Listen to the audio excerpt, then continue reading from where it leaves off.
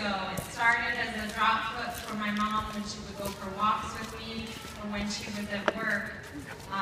Slowly but surely we've seen her progress for 6 years from a cane to a walker to a wheelchair, losing strength in her arms and having trouble breathing. All along the way we always get that question, what is ALS? And now with the Ice Bucket Challenge, I think we're finally getting a little bit more of a handle on that if you're part of the general public. But it's really forced me to think about how do I begin to explain to people what we're going through. And I think of times like when my mom and I were going shopping and we could only walk about a block before she told me we have to turn around because this is too hard.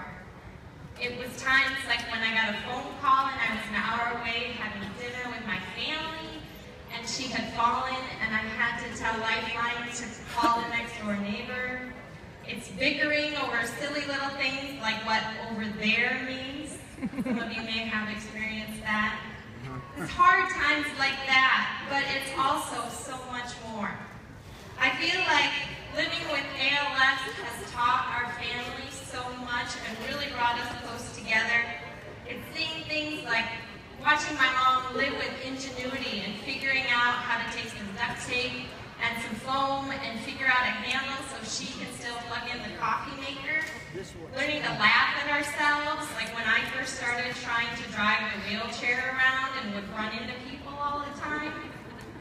It's like learning to live with the cliche, every moment counts, because finally you realize it really, really does. I have to tell you, I was living out in Denver, Colorado, before my mom was diagnosed.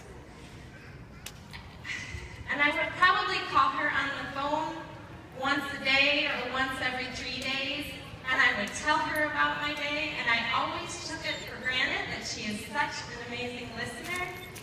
And after her diagnosis, you really realize just how lucky you are. Not everybody gets to experience that. I think there are definitely so many blessings that come with whatever hand you're dealt with in life. I think the biggest blessing that we have received is really learning how to accept help. That's a hard one. My mom is a strong, independent woman, and for her to have to ask anyone for help has always been awfully hard. But it gives me a chance now to show her how much I love her and not just say it. Likewise, we've had so many friends and family, and with that, I just want to say thank you to the ALS Association. You know, everybody's been watching the Ice Bucket Challenge, and all of this money is being donated, and oh my gosh. My mom would tell me that every time she would watch one, she would start to cry a little bit.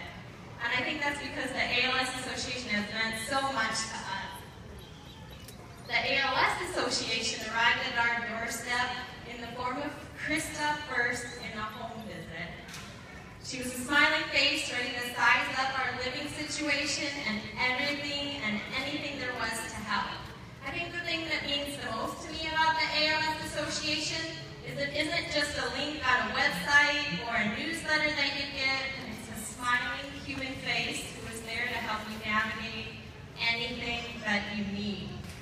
This has been so powerful for me, especially our support groups. And anyone here who is considering going to a support group, 90% of what we've been able to prepare for, 90% of the resources we've found have come up at those support group meetings.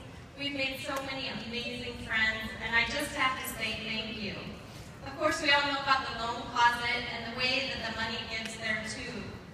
So today, with all of the money that we're raising through this walk, I just feel like that's an extension of that ability to help and that way to say I love you and I care. And every one of you showing up here today just means the world to me. Thank you so much.